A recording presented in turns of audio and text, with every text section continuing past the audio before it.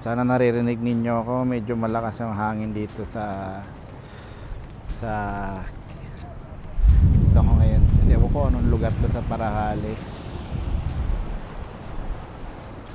Ayan. Ito nga pala ay yung motor punk base ng isa to sa mga best seller ni Motor na product nila ngayon. Teka lang, start tayo sa weight. Yung weight nito 20 kg. Medyo magaan-gaan. Yung mas mahal dito yung nasa 30 kg yung dual motor. Ito kasi punk base lang to, kaya single motor lang. Ibig sabihin mahina to sa ahonan itong sasakyan na to. Tapos yung range naman nito, kaya nitong umabot sa 40 kilometers. Kaya nitong magpa-diet pero di ka na makakauwi. Doon ka na magcha-charge sa diet. Tapos yung battery naman ito 13AH lithium ion cell. Sabi nila mas mataas yung ion, mas matagal daw. Hindi lang ako sure, di rin ako marunong masyado sa battery. Tapos naman sa top speed, kaya nito yung 40 kph top speed niya. Kaso sa 40 kph feeling ko para magwawabol na siya.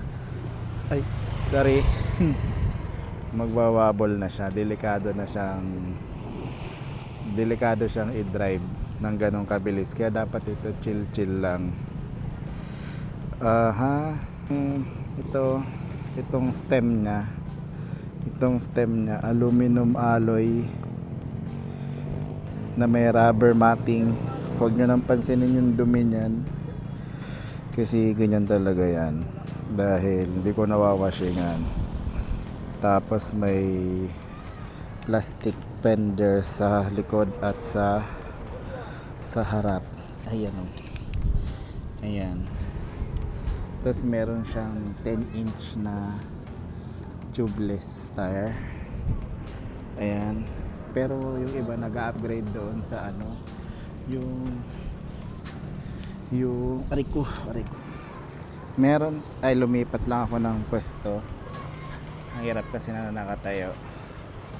Ito nga pala equipped ng 10-inch tubeless na gulong na okay naman siya. Kaso yun nga, pag top speed nagwawabol na siya, delikado na siyang gamitin sa mabilis talaga, kaya dapat ito chill lang.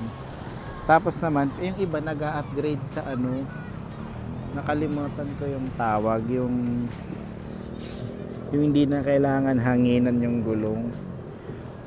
Kalimutan ko yung tawag, parang basta matigas siya, kaya hindi siya basta mapaplat. Yung tapos naka type C suspension, ganda rin siya, hindi siya katulad ng ibang naka shock, yung shock absorber, yung parang typical na sa shock na nakita sa motor o kaya sa ibang electric scooter. Tapos naka na rin pala to, yung brake system nito ay naka drum brake yung harap at likod niyan. Yung sa kanan sa likod, yung sa kaliwa harap.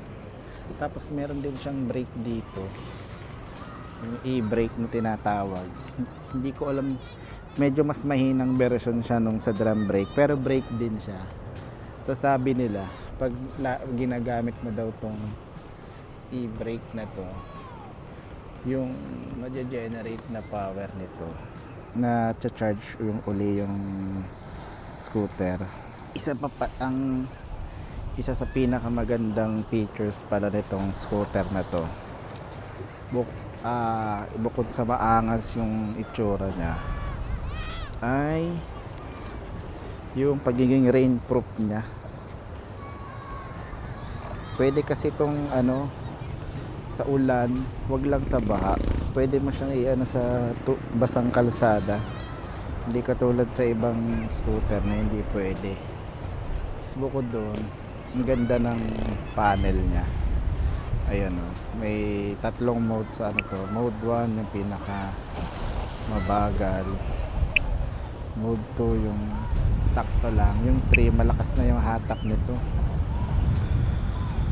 Medyo dito ka lang magta top speed. Tapos isa pang magandang features ito ay yung ilaw niya. Ay, mamaya na yung ilaw. Meron siyang ano ba yung ano dito? Ito yung e-brake niya, brake. Tapos yung busina. O kaya ito. Tapos may signal light. Ayan, umiilaw. Tapos sa kabila. Ayan. Tapos kung gusto mong sa gabi, ito naman yung sa gabi niya. Yan naman ang ano niya sa gabi.